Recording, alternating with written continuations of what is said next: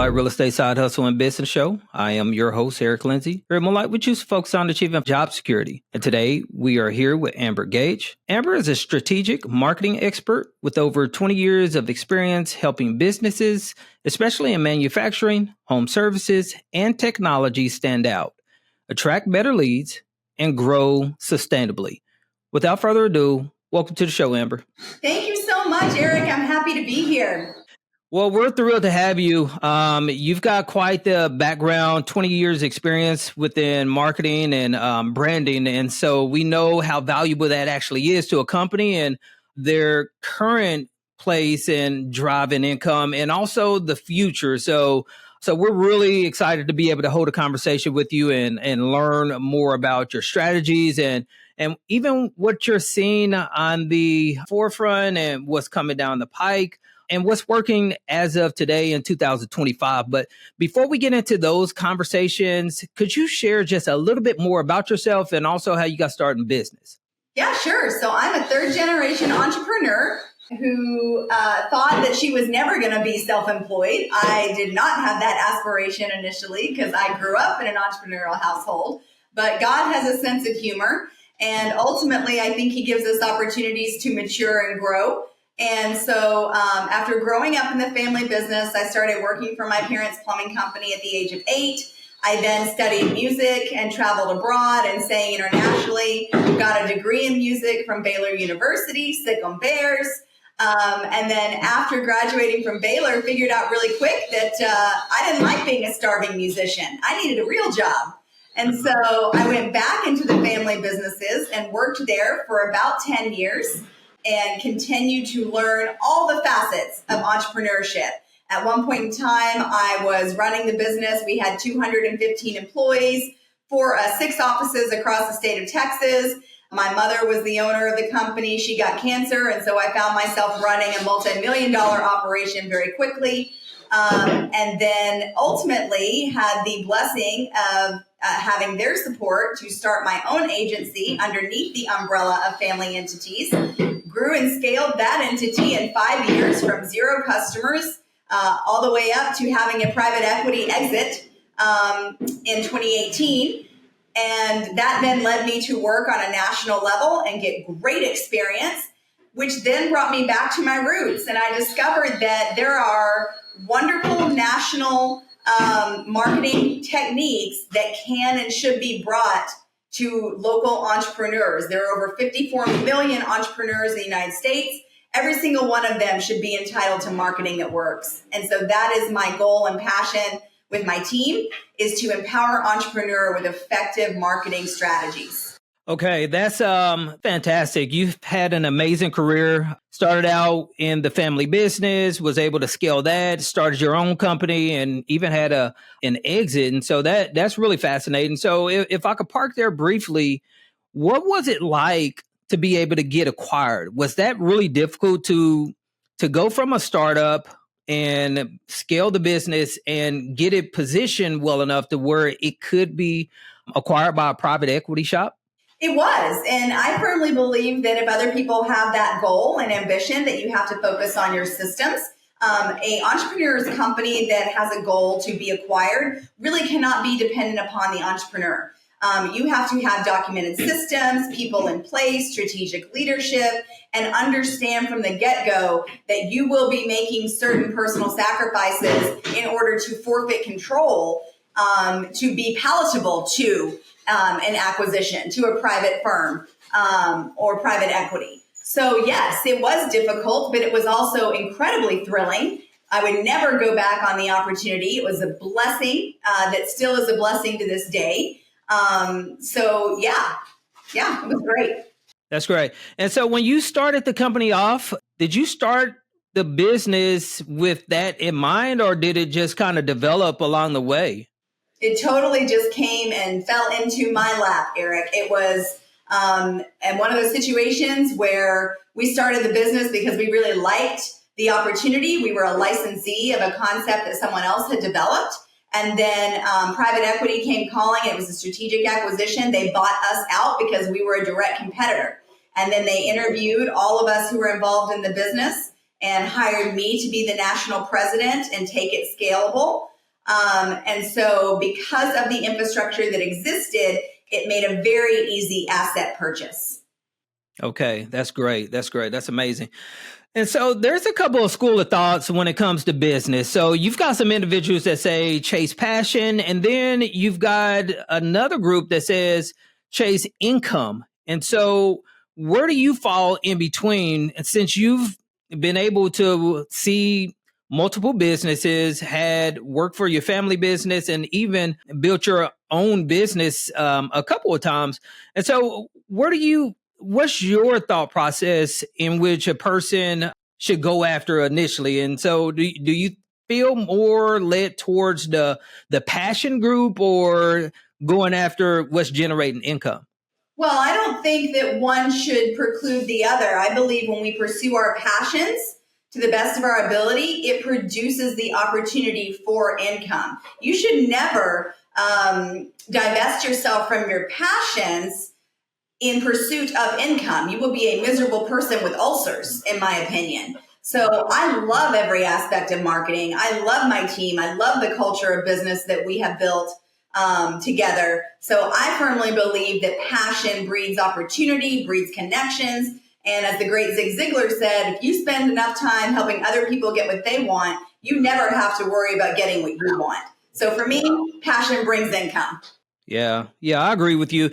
You have to like what it is that you're doing. And if you are a miserable soul, the whole time that you're operating your business, it's just going to be a huge challenge. And the motivation can wane from time to time because as an entrepreneur, there's highs and lows consistently. And so you have to be able to weather those storms and persevere throughout it all. And so having a passion, or at least having a desire, a love, a care for what it is that you're doing, it is really good to keep propelling you forward. So that's really good. So one last question before I kind of go back to our typical format that we use within our podcast.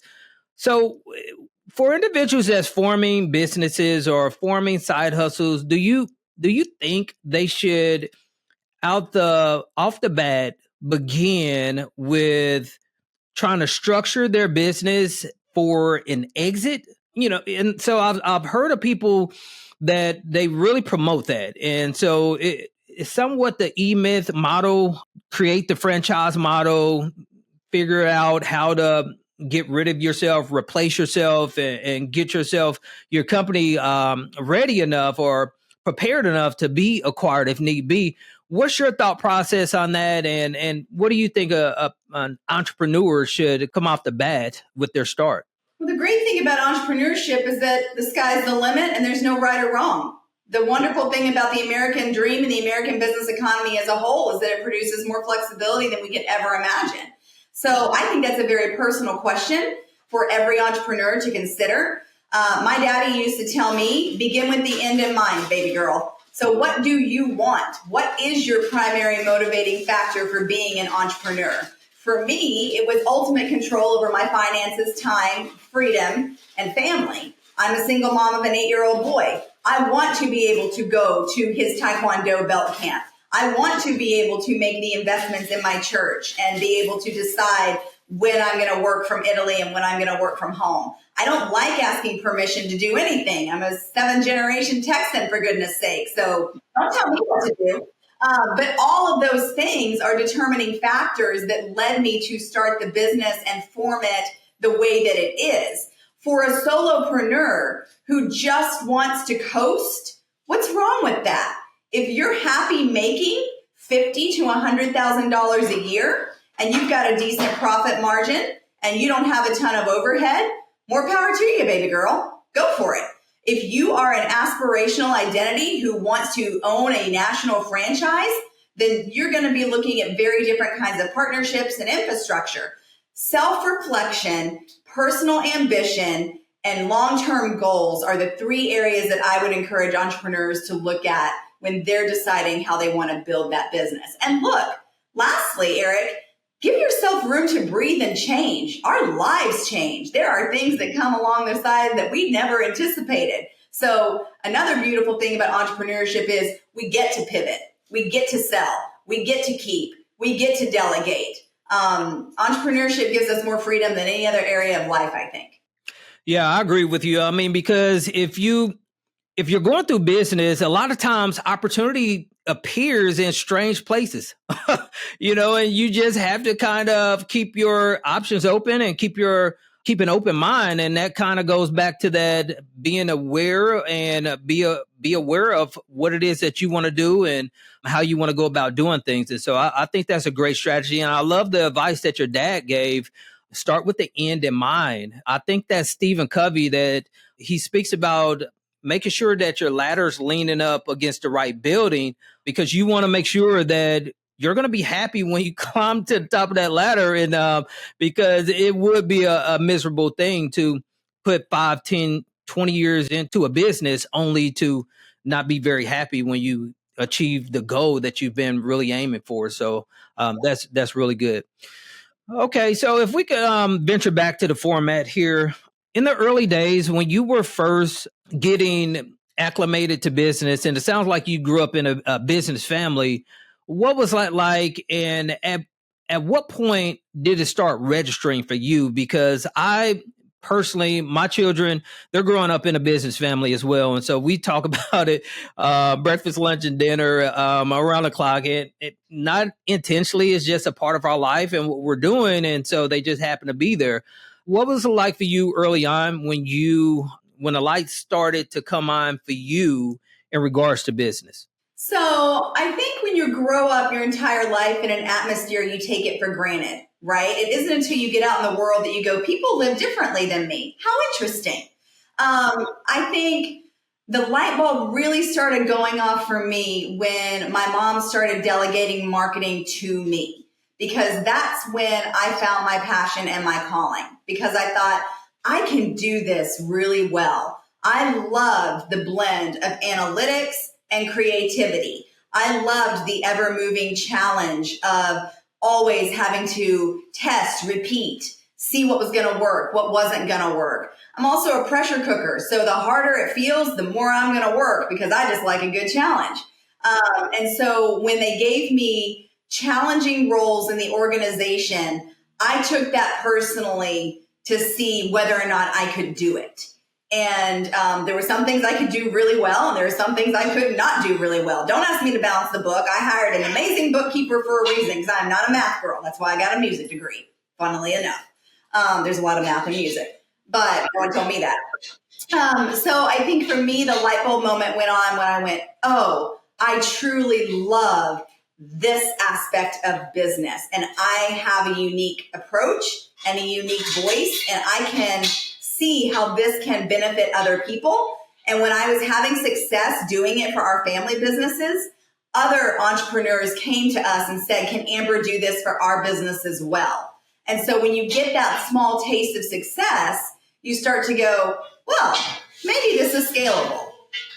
Okay. Yeah, that's really good. And for them to hand the reins over to you and allow you to just take control of that within the company or the family business, that says something. And obviously you had a passion for it and you were really good at it. And so was there ever a moment where you just weren't very good at it and you made a tweak, or there was something that you had to adjust in order to get that skill marketable or sellable until it actually started performing and generating income? Oh, absolutely. Because when I inherited the marketing responsibilities, there was no system or rhyme or reason. It was just, let's throw it up against the wall and see if it produces phone calls. That's not the way that my analytical brain worked. So I needed to have guardrails in place, and I needed to develop processes in order to prove my results. It's one thing when you own the business and you don't have to prove yourself to anybody. That was my parents. They owned the business. It was their money. They could decide what to do. But try handing that money over to your kid and making them accountable for it. It's a completely different conversation. Why did you spend $5,000 again? So I had to create spreadsheets. I had to create tracking. I had to create methodologies to prove the efficacy of what I was doing. And in so doing, that's when I was able to hone my skills and prove my success. Okay, so you began to create trackable ways to identify metrics and KPIs in which you were able to see exactly what was performing and what was not performing. And that's what stimulated your performance in the marketing side of the business. Is that correct? Absolutely. Because then I could go to my parents and say, look, I got you a 3x return on this. Give me more budget, right? Because numbers don't lie. They're just numbers. Got it.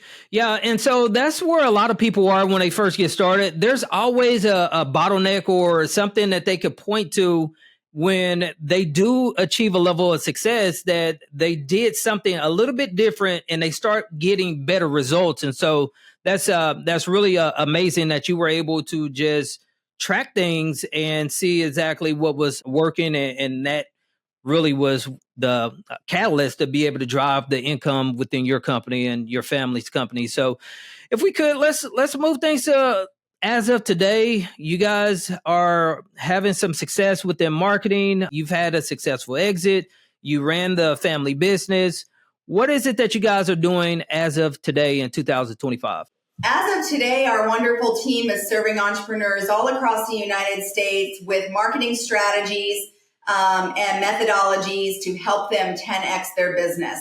I have an international best-selling book called the Far Beyond Marketing Guidebook, How to Stop Being Duped by Bad Marketing.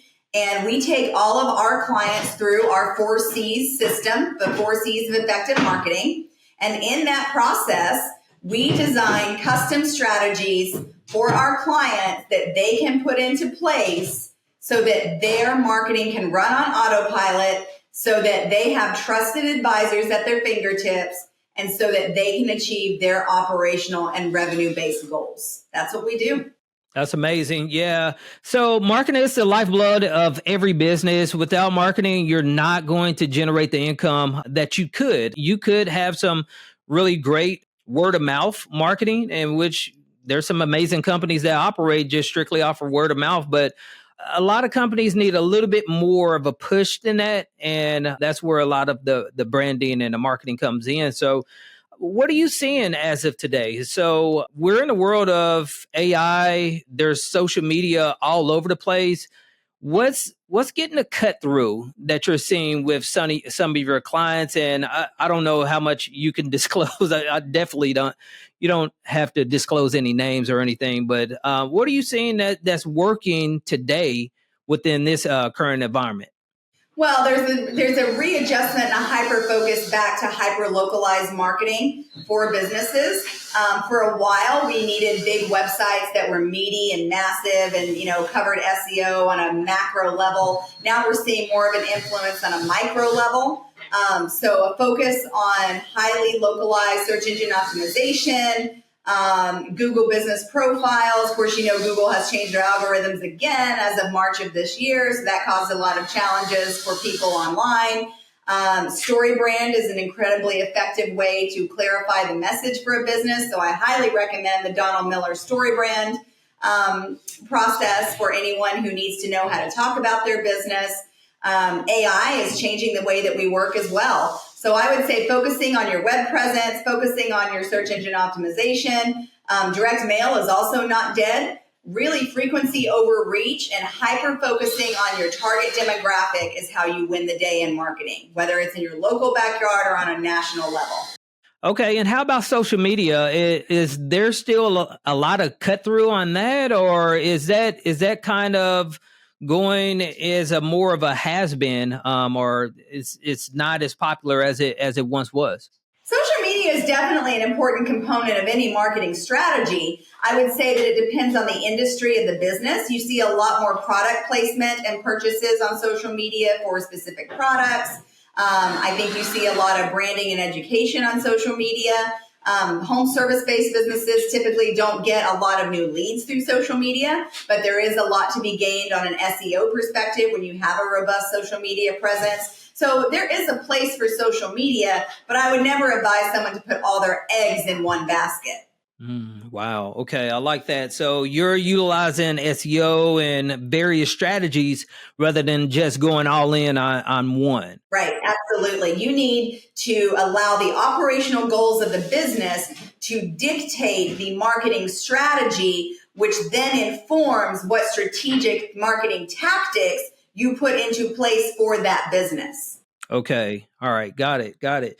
And so how about branding? How do you feel about branding in 2025? What's a great strategy that a person can go about branding their company if they're just launching, or maybe if they're already involved into a venture? What's a solid plan moving forward with branding? Well, when it comes to branding, branding is the wind in the sails. Branding is the emotion that people feel when they encounter your company. So branding is incredibly important. I like the methodology, the 7-part framework that Donna Miller produced, because it's also how they make blockbuster movies. You know, if a movie doesn't follow the 7-part framework, it ain't going to be a blockbuster. So we take all of our clients through that 7-part framework, and anyone can check that out online. Dawn's written some fantastic books about that. There's only a few hundred of us in the world that are certified to take companies through that process. But I would say that branding, clear messaging, story branding, hugely important, and making sure that your story matches your graphics and your logos.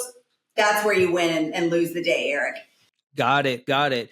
And I know we were talking offline about AI and how you incorporate AI within it. I mean, it's just a huge, I mean, there's so much cash being thrown towards AI with a lot of these companies. You've got OpenAI, you've got Grok with Elon Musk, and I mean, there's several other platforms out there. So, what are you seeing with AI? How much of that should or would you recommend an entrepreneur get involved with? And is there any go-to platforms that you utilize? Absolutely. So we like to refer to AI as our favorite intern around here. We call him Big T. So, we're using Chat GPT. We're asking Big T for his help, right? I think every entrepreneur should pay attention to AI. It does not replace human intelligence. It will not replace human intelligence. It's garbage in, garbage out. It's all having to do with the prompts. It's all having to do with the vetting and the validation that you're giving it. So we love AI for the purpose of helping us be more efficient for our clients. Beautiful.ai is great for presentations. ChatGPT, the paid version, has tons of different options that you can utilize, from creating PDFs to strategies to answering basic questions, right? I think it can even code these days. So we are personally doing a lot of R&D in AI to help us with our internal processes and procedures to run our agency more efficiently. So I'm a huge fan of AI. I think it's only going to propel us to the next level of efficacy in our industry. Okay. And how about you personally? Have you seen a reduction in expenses due to AI, that you're no longer needing to hire, let's say, 1099 contractors, or hire some virtual assistants out because of AI's services? Absolutely. We were able to reduce our headcount over the last quarter by 6 in exchange for using AI and software as a service platforms. Amazing. Okay. And how about the agents? Have you guys utilized or ventured into those waters with the AI? But he's huge into the AI space. Have you guys ventured into those waters and had some decent results if you have? Yes, we have introduced AI agents in social media chatbots for our clients, so that when people are asking questions online, they're getting automatic responses. We're also able to put AI agents on our clients' websites with pre-formed and pre-vetted scripts and forms.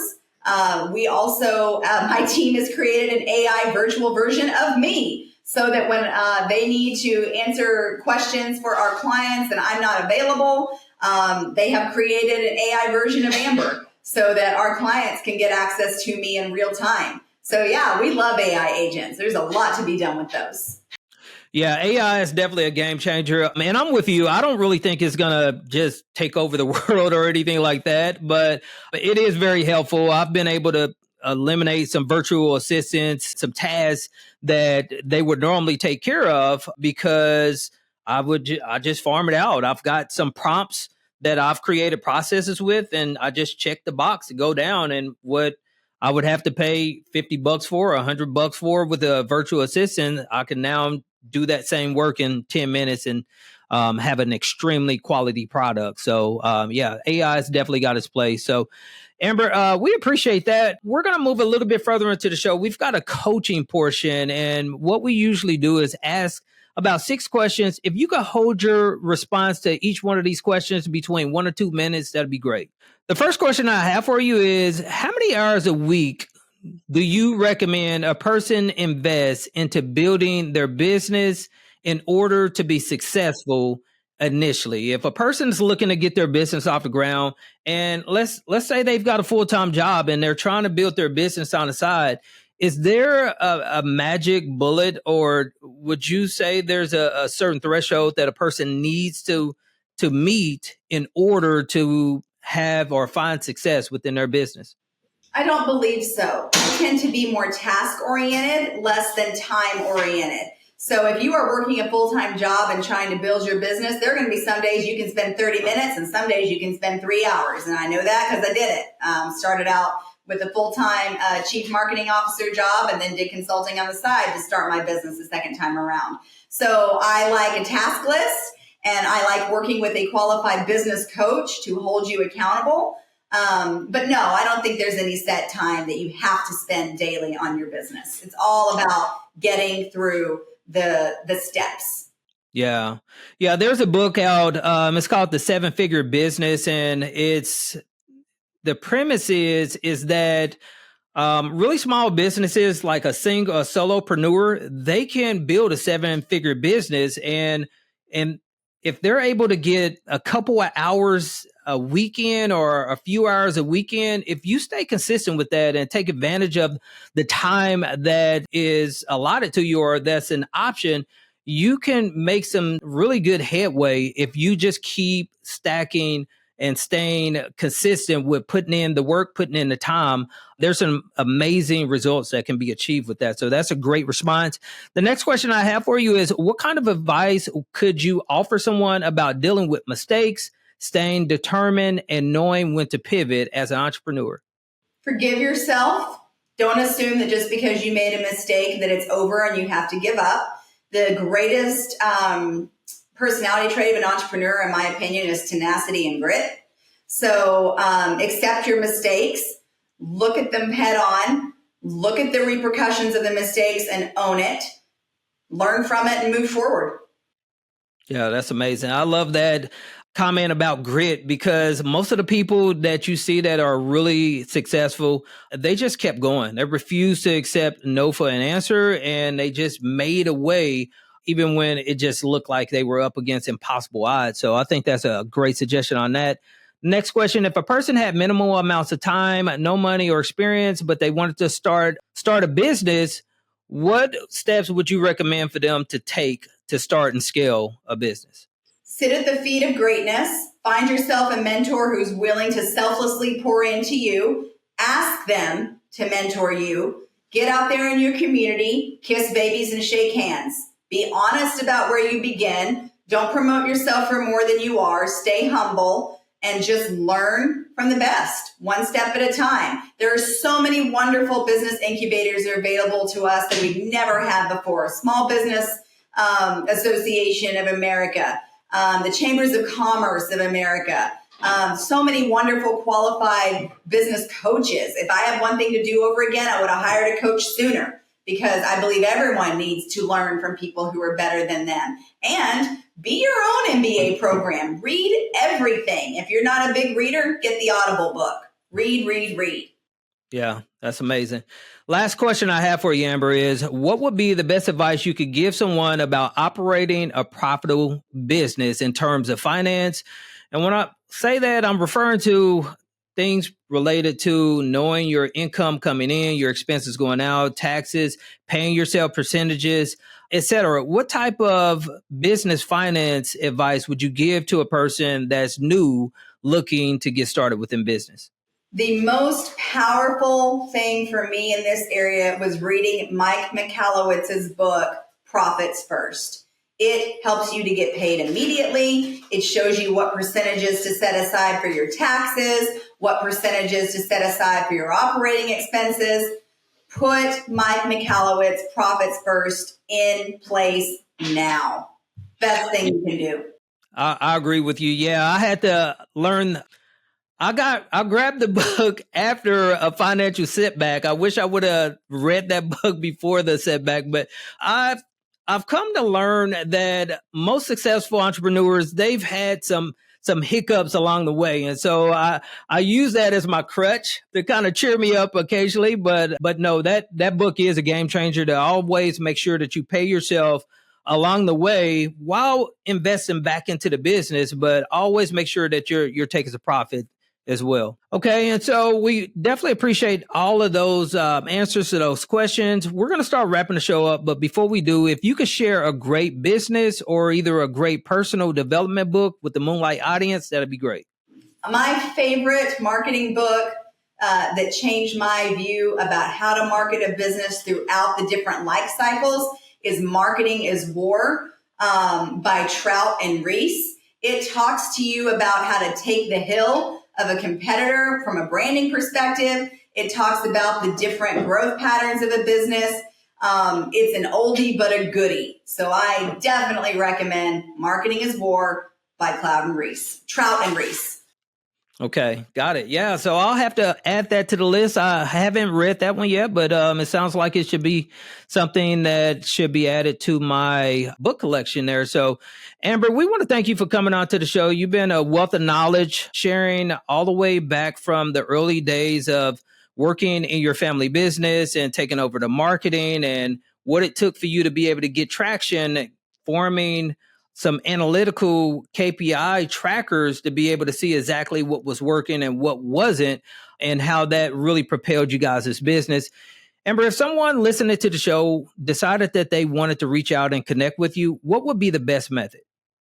Please go to our website, farbeyondmarketing.com. There you'll see my speaker page. I'm happy to discuss coming and speaking at your events. If you want to download my book, you can go to amazon.com for the Far Beyond Marketing Guidebook. Feel free to connect with us on LinkedIn or any other social media platforms too. We'd love to connect.